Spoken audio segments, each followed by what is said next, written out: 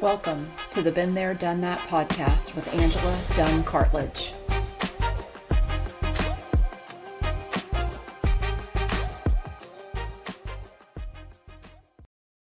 Um, Hi, everybody. This is Angela Cartledge. I am your host of the Been There, Done That podcast, and I can't wait for you to learn and to hear this conversation that we're about to have with Elizabeth Wilson. Thank you so much for being here, Elizabeth, and I can't wait for everybody to get to know you better. Angela, it's so great to be connecting with you. I am the co-host of the Inspired Writer Collective podcast, which is a weekly podcast geared towards writers of any form, published, aspiring journalers, etc., or those that are just interested in that creative process and enjoy reading with a little bit more insight into the craft. And you were recently a guest on my podcast, and it was amazing to have you over there. And I'm so honored to be here with you today. I personally love working in the memoir genre, and I am working on edits and rewrites for my first memoir, which has the working title of Lonely Girl. And I also run a program, a memoir writing program that takes someone from a concept about what they struggle they want to write about, what growth experience they've had, some kind of transformational experience, and takes it from the concept, the core message that's going to unify all of the stories that they're going to share, and then walks them all the way through a storytelling outline that gets all the way into the details of what needs to happen in each scene, so that when they sit down to write, they know exactly what they need to put on the paper in order to get the clearest, most cohesive story out there for readers to experience. So that's a That, little bit about me and what I do. that sounds amazing. And I know from personal experience that it is difficult to get started in that space. I love storytelling. I love to be able to write on my own, but sometimes we get in our own way. So, how do you coach other writers and even just plain old people like me to get out of their own way and be able to get to that point of a concept, in your words? Yeah, so you say plain old people like you, and frankly, that's where I see 99% of memoir writers coming from. It's not that people are writing fiction and then all of a sudden decide that they want to write memoir. A lot of people come to memoir as their first writing experience, and I think that's what can be so intimidating about the writing process is we're kind of, reaching in the dark and writing this story and writing this story and then trying to build this picture of this room, but you can only see one piece at a time. And even if you may be good with words, there is an actual like knowledge base and skill base to how to craft a story. And most people who are coming to memoir are writing from an urgency, writing from a pain point of I have to get the story out. And that's where I was too. And so I really immersed myself in a lot of writing craft books, and most of those are around fiction writing, honestly. And so I have taken what I've gleaned from those resources and translated them to memoir. So that way it's taking the guesswork out of how in the world do I structure these stories around this common message. And honestly, the most important part, because the way you outline, can be variable depending on what the nature of the story you want to tell, but the most essential part of memoir and what I think makes it stand out from certainly from an autobiography, which is a similar genre, is that memoir has a core message, meaning that all of these stories, all of the experiences, all of the challenges are going to be rooted back to some central misbelief about yourself or your world, that you went through these series of events and they either confirmed that misbelief that you had or they confronted that misbelief.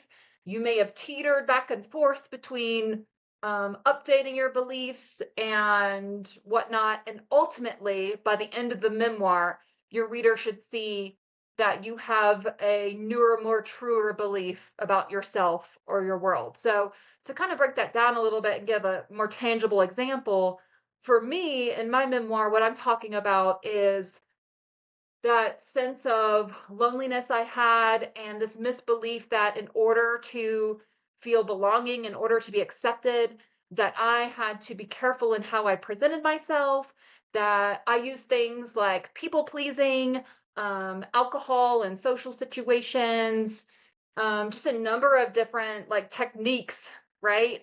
Strategies to affect how people viewed me or thought about me, being really focused on my achievements and that sort of thing, and placing value in that. So at the start of my memoir, I'm sharing stories that revolve around how I got to that point and what that looked like at a snapshot in my life. And then throughout the stories that I share, I am presenting experiences where I began to question whether that was really serving me, about how I got sober and the challenges that I faced with that, but also the benefits to being able to show up authentically that I experienced, at least within my sober recovery group, and then later was able to take out into a broader space in my life. The way that people pleasing, kept me in um, friendships or jobs or things like that for much longer than was serving, and how I saw my own deterioration of my physical and mental health, which then made me question, oh, is this really the right approach? So that's really the essential of memoir, and I think that is the greatest value that I bring to people who want to write memoir, is really helping them see what that core element is to their story, and making sure that all of the things that they share are rooted back into that, because that's what's going to really help you create the most cohesive and in-depth story that you're sharing to your readers. I love that. And I see the power in that process also, because it gives not just a framework for the writing piece of it, but it gives a framework for healing for the person writing it. And I love that sort of full circle moment when you can see a person come to grips with their own responsibility in the situation, or their own responsibility in their decision making, but also the things that they didn't have responsibility for, that they may have thought they did have responsibility for. And it's a cool, um, to me, healing process. I know I said that a second ago, but it is really fun to visualize that with you as you're describing it. That's so cool.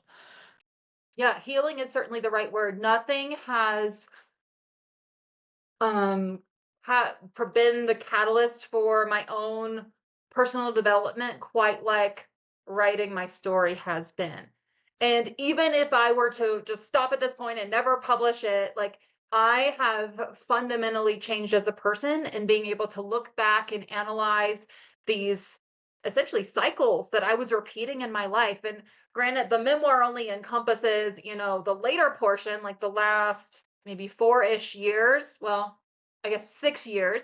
Um, but in writing the memoir and exploring what I wanted to talk about, I saw that those habits were there in third grade, and I just kept repeating them, and and updating them as I grew up and as life changed, but it was the same cycles. And in so I kind of had this sort of meta experience with my memoir, because it has changed as I wrote it. I thought it was going to end at a certain point, and then I got divorced. And so then that changed a lot of the framework of what portion of my life I was going to share through the memoir, even the types of stories that I was choosing to share, because I could not, in good conscience, put out a story about how I was addressing loneliness and belonging in my life when I felt lonely in my own house, in my own marriage. And so then I had to update the story, but it was only in writing the memoir that I came to some of those realizations, that that was a relationship that was no longer serving me. It was no longer serving my ex-wife. It was not a great model to, show as an example for my daughter. And it was only in the writing and in that self-reflection that I got to that point. So in a very extreme but true way, writing this memoir has really saved and shaped my life in significant ways. And I have to believe that just by it being published and being in the world, that it is changing lives out loud or silently along the way, because it that's what telling our story does. It creates this life all by itself that now, because we've said it out loud, now there is it has its own organism that it needs, I guess, sometimes nurturing and sometimes allowing to be able to live on its own. And then there's opportunities like we've like I know happen, where you have the editing capability, and you have the rewriting capability, the another edition capability, those kinds of things to add perspective. But for all intents and purposes, when you put it out into the world, you're allowing that to be part of the collective, part of the world that we live in. And it's such a cool, to me, it's the only one of the only genres that let us do that. The forms of art that let us do that. Um, I love looking at art hanging on a wall, but it doesn't do the same thing as something that is in someone's own words. For me, that's just my own. I guess I'm a little biased on writing, maybe a little bit. Yeah, Maybe. I can see where like poetry would also fall into that, but again, that's short form. That's really there doesn't have to be that linkage between them. And I think what's so beautiful about memoir is you take these individual snippets and moments in life, but you're also stringing them together, which tells a bigger story. Like I've referenced this story on a different podcast I was a guest on, where I write about my coffee, and it was a very stressful day. I was running around doing errands with my daughter. I had put my hot cup of Starbucks vanilla latte on the roof of my car, but then I was talking to my sister on the phone. I was getting my daughter buckled into her seat, and I'm driving down the road to get to this pet sitting house where I'm supposed to take care of these animals. And my wife at the time had recently told me she had applied for a job in a totally different city, and it threw me for a loop. And I was sharing it with my sister on the phone, and then my daughter pipes in from the back seat and says, "Mama, there's coffee on my window." I'm like, "No, there's not." And I turn around, and as I'm turning around, I have this realization that I've left my coffee on the roof of my car. And now that one lifeline for my day, the one kind of self care token, that one reward, the way I was going to get through this awful day is now poured down the side of my car, and I lost it. I mean, I absolutely just sobbed on the phone with my sister, and I was like, "Oh my gosh." And it's just a snapshot, right?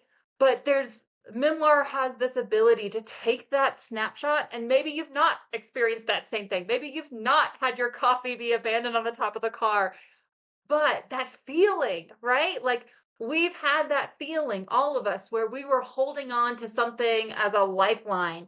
And then all of a sudden it's just out of our grasp. And we are just like, what do I do now? And I think that's the beauty of memoir is it strings together these little, at times, vignettes or short stories or moments in a person's life, not showing us every day, but showing us a day, and then letting us see how that plays into the bigger picture or the bigger message. I really resonate with that, because I try to show on this show that small actions lead to bigger decisions, and and it's that effect, right? That circular effect that we go through. And that just is a perfect example of that illustration, that we can take a hard day and try to insert a tool or a flower, in this case a vanilla latte, and try to make that be a better symbol for the day. And underlying all of that is still the stress, the loneliness, the grief, all those things are still there. We're just drinking the coffee to try to help us to cope with it. And Right. so I feel like telling our story is part of that too, that it's part Mhm. of helping us to grow and to heal, but it also gives us a way to relate to each other. We're here on this earth to be in community with each other. Whether we like each other or not is a totally different question, but I feel like that any connection point that we can make is a good one. And it doesn't matter what nationality we are or what color our eyes are, we still have commonality in just being human. And that makes everything so much, really, for me, so much more fun to talk about because I can have the same conversation with Elizabeth as I can have with Jane, and I can have with Sally, or I can have with John, and it doesn't change really. We're all part of that same collective. It's so, so fun. You're helping me to understand too the difference in what I was considering to be a memoir and what is actually considered to be a memoir. So I am very appreciative of the defining that you are doing as and not in any way that is uh, elementary either. That I'm just learning that what I was intending to do was to tell a story more from an educative perspective and to say, but you don't have to think about it this way. There are other ways to look at it and sort of give perspective that way. But it wasn't being, that's not as vulnerable as what we're talking about here. And I think that that is an important distinction. In this particular genre, it is important that the author tell the truth and tell their portion of the story as they remember it, as they know it, as they experienced it, however that whatever that verb looks like for you. And I don't I think that's why I'm stuck on my memoir is because it's not digging deep enough, and that needs to go to a different level, and that is why I haven't finished it yet. Mhm. You know See? what? I really struggled in the beginning. So when I first started to outline, I did not have the understanding of memoir to the same degree that I do now when I started, which is why I created the course for people because I know there will be people that feel similarly or as I did at that point. Um, and I was originally planning to do kind of like a memoir slash self-help combo, right? Which sounds a little bit more what you're describing, where it's like I tell a story, an anecdote, but then I also kind of speak directly to the reader about how I think they should interpret this or how this might apply to their life. And I sent that early version of what I thought was a completed manuscript to an editor. But as I did that, I was really questioning like as I was reading back those stories, I could hear my authentic voice in like the memoir story portions, but I didn't like how I sounded when I was telling people how to interpret it or how to apply it to their life because originally I was trying to like teach people how they could find, a sense of belonging in their community and what options may be available to them and it didn't sit well with me, but I really struggled and I got to that same point where I was like okay, well, I wrote this for me and I actually don't want to put it out there and I'm not sure that I'm going to do anything more with this project. But I did really like the stories that I told and felt like there was still something there. And then I realized and reflected back on what it is I love about memoir and why I would rather pick up a memoir than a self-help book and it's because, especially in those most vulnerable places of your life where you are looking for some validation, some sense that you're not alone, even some direction and hope for the future, can't handle it being force fed to me. I like to be able to read someone's experience and take the portions of that I'm ready for. Because I may not be ready for the full, like, fire hose of information, and sometimes those self-help books can be really confronting in that, especially when we're talking about something that's like trauma-based or grief-based.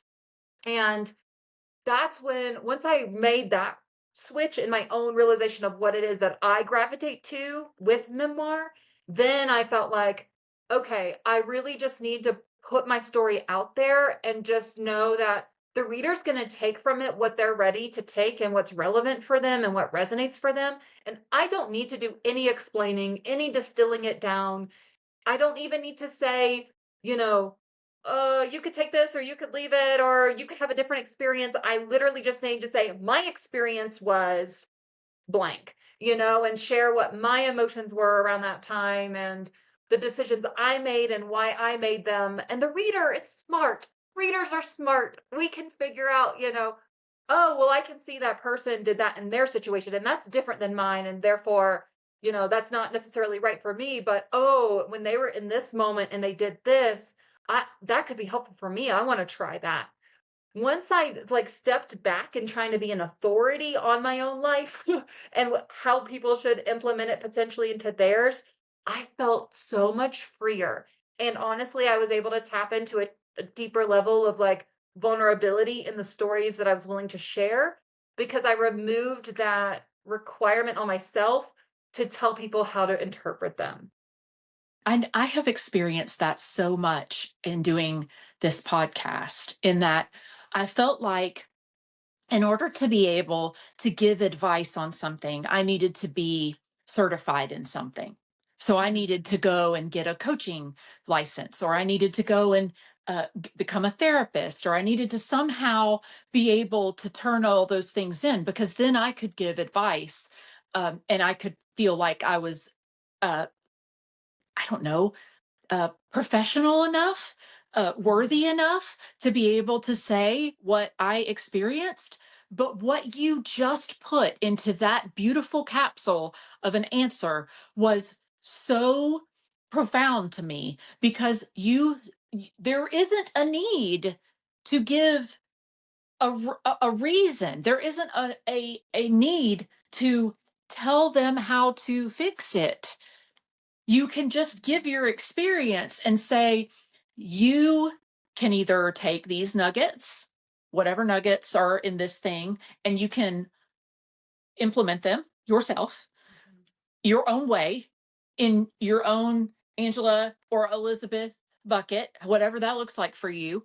Or you can take these nuggets and say, I want to dig into this more. I'm going to go talk to someone else. I'm going to go find a therapist or I'm going to go find a coach or whatever that looks like. And this process is so, um, I was going to say iterative, but that's not what I want. It's so dynamic in that Mhm. you Yes. you're going through it as you're learning and then again healing through that, that you give yourself that opportunity to do that all by yourself. You can find the right Mhm. avenue and you can decide what's next all by yourself.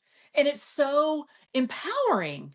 It's not just freeing to the author, which Mhm. obviously it was. You have already explained that to us so well, but it also is empowering to the audience because you're giving Yeah. them the chance to decide what they want to do and how they want to take that information and apply it to their own lives. It's so, what a cool um flip of the script, honestly, because Mhm. I came into this conversation with a totally different opinion about what that might look like.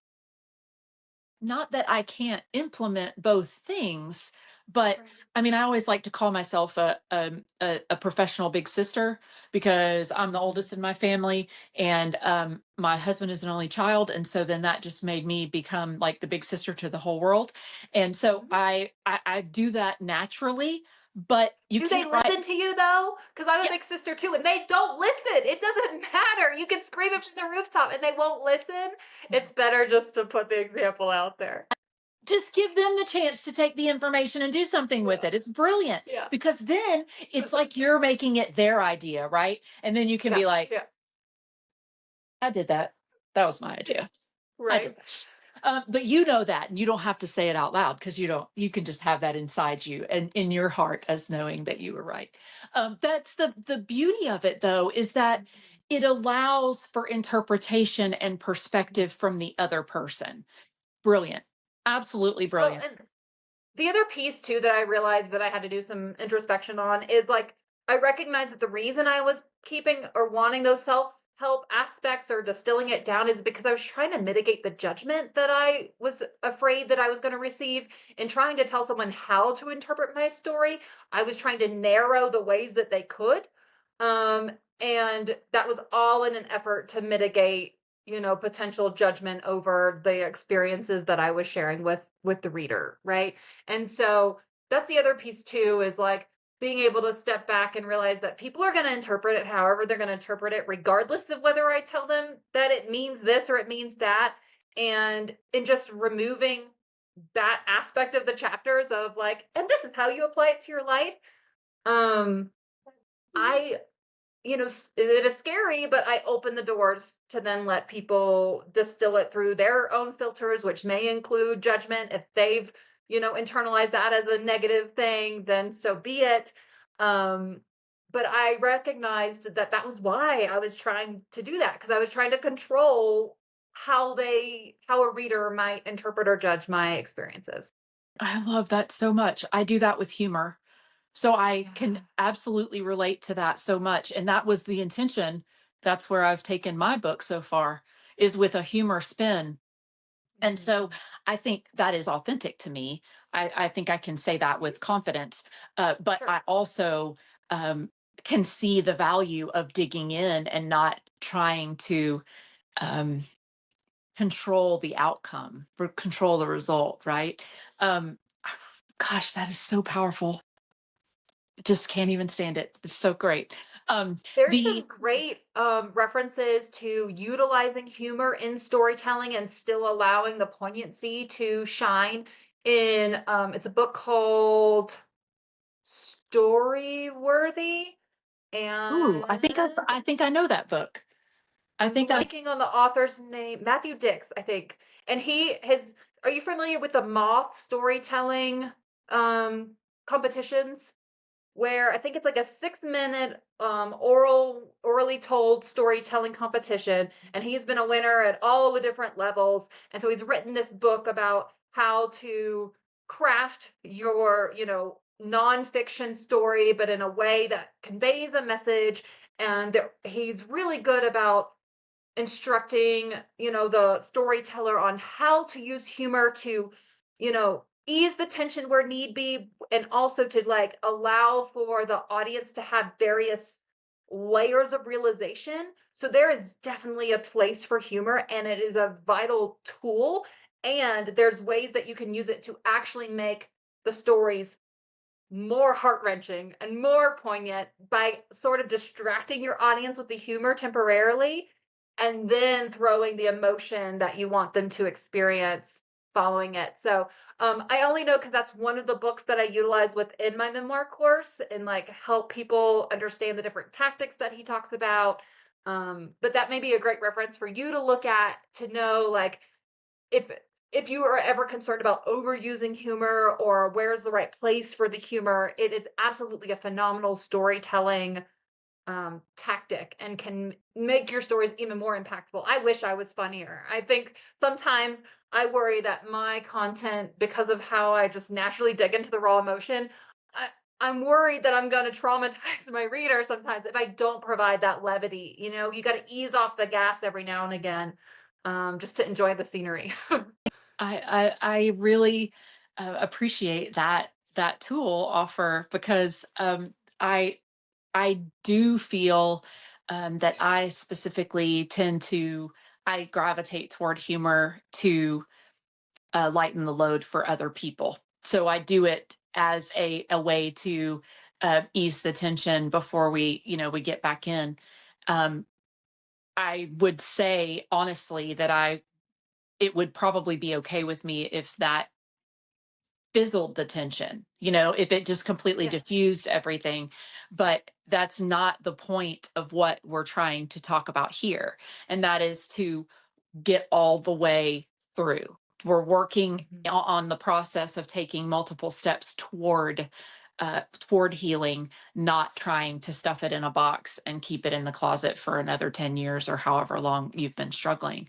So I really see the value in being able to use your authentic voice but to do it in a way that still tells the full story, without trying to create a diversion, without trying to create a distraction from the actual story and the actual reader's experience. I love that so much.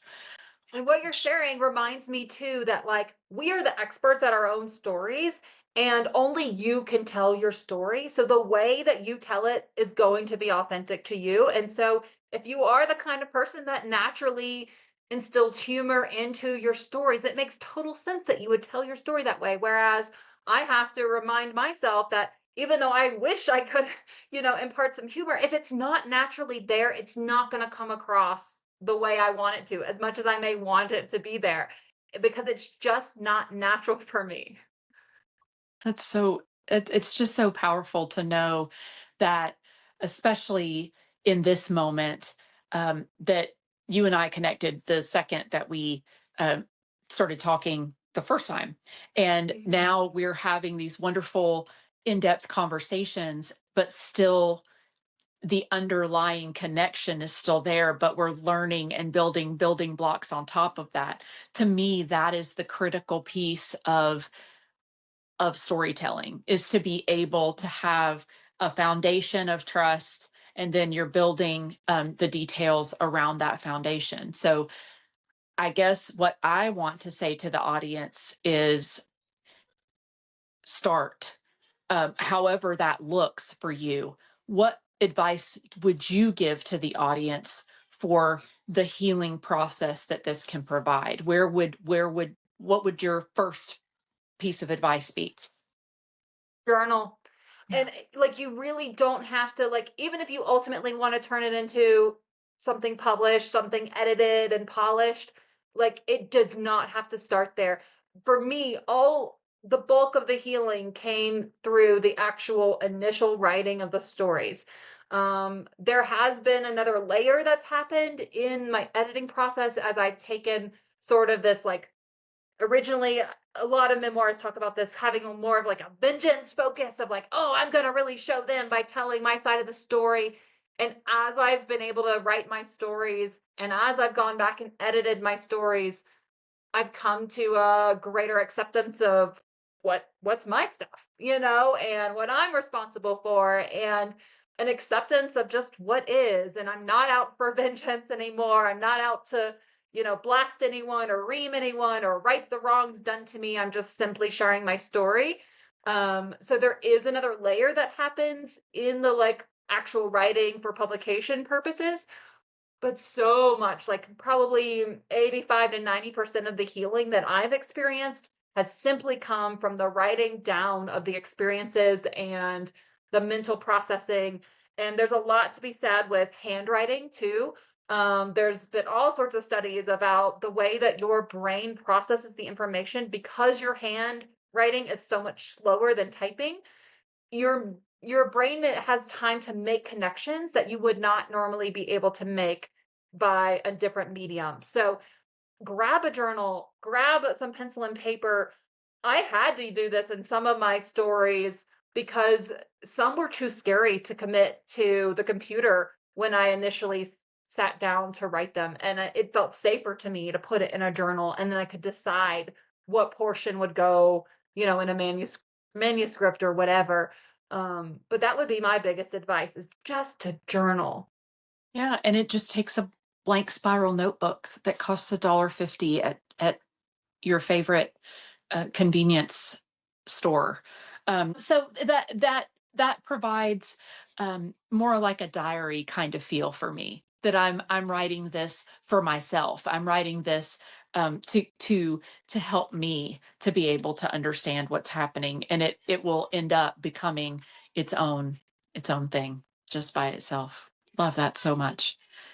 How can we find you? How can we work with Elizabeth? And how can we find your amazing course and your book and all of the things that you bring to the world?